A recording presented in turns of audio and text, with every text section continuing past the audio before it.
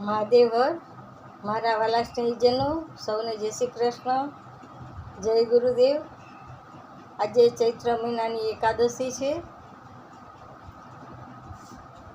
આ શુદ્ધ એકાદશી છે। આજની રાશિ છે સિંહ, નામના અક્ષર છે મ અને ટ, અને વ્યતિપાત પણ છે, એટલે વ્યતિપાતનો પણ ઉપવાસ અને એકાદશીનો પણ ઉપવાસ રાખવો જોઈએ, પણ સંધ્યા સમય સુધી જ। ત્યાં સુધી ફ્રૂટ સુધારીને ખાવું, બાકી કાંઈ ન ખાવું, ફક્ત ફ્રૂટ ખવાય। સફરજન, કેળા, ચીકુ, દ્રાક્ષ જે કંઈ હોય તે ફ્રૂટ જમાય, પણ મીઠાવાળું કે રાંધેલું ફરાળ ન કરવું।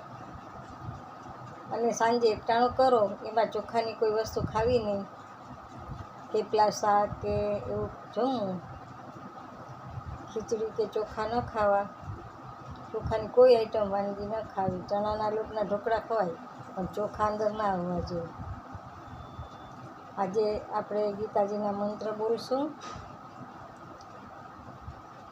એકાદશી છે એટલે વિષ્ણુ ભગવાનનું પૂજન કરવું જોઈએ, એમને 108 તુલસી ચડાવવા જોઈએ, અને સહસ્ત્રનામનો પાઠ કરવો જોઈએ, વિષ્ણુ સહસ્ત્રનામનો પાઠ। પછી સત્યનારાયણની કથા વાંચવી જોઈએ બપોર પછી, સવારમાં ન વંચાય, બપોર પછી જ વંચાય। અને પ્રસાદમાં રવાનો શીરો ગોળ ઘી નાખીને ત્રણે સરખા ભાગે લેવા, અને રવાનો શીરો કરવો, અને કેળાનો પ્રસાદ કરવો, આટલું ફરજિયાત છે। સંધ્યા સમયે કરવી પૂજા। આજે ભગવાનને સરસ વસ્ત્રને શણગાર કરવા, ગીતાજીનો જય વાંચવો, સાંભળવું।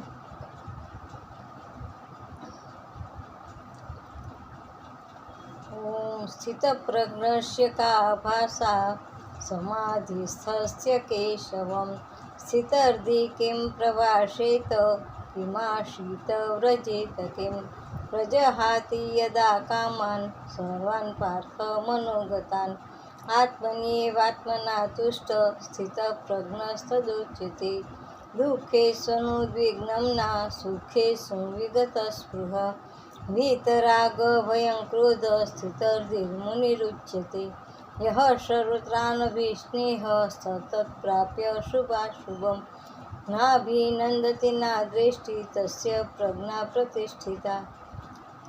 આ 2-5 શ્લોક તમે સાંભળજો।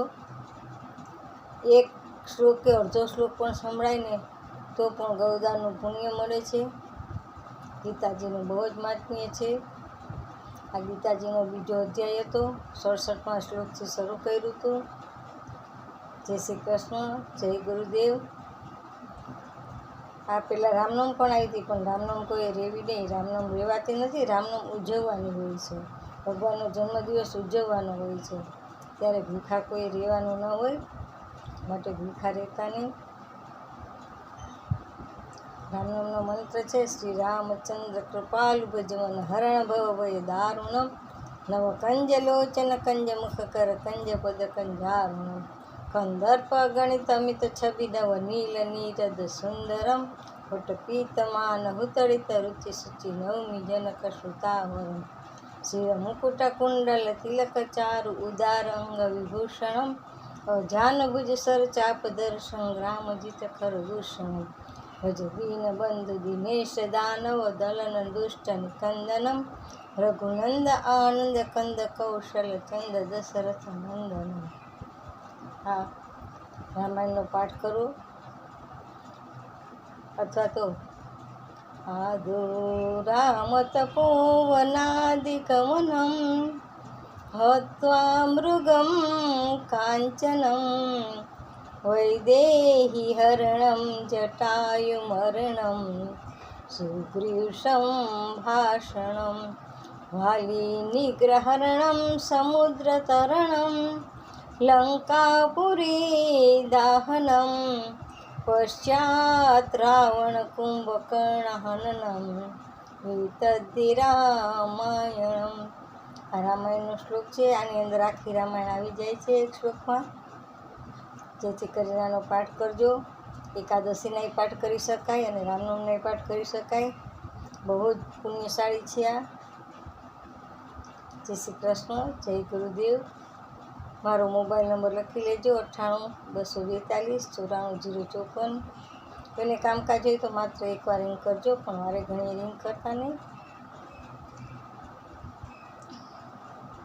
હું કર્મકાંડ અને જ્યોતિષ કરું છું, તેમજ વાસ્તુશાસ્ત્રનું માર્ગદર્શન આપું છું, ભાંગતોડ વિનાનું. કોઈને જરૂર હોય તો ચોક્કસ ફોન કરજો, પણ માત્ર એક જ વાર. પછી હું ફ્રી થઈને તમને કોલ કરીશ. જય ગુરુદેવ, જય નાથ. દેશ વિદેશ બધે જ ફ્રી છે એવું, ક્યાંય પૈસા લાગતા નથી. જય શ્રી કૃષ્ણ.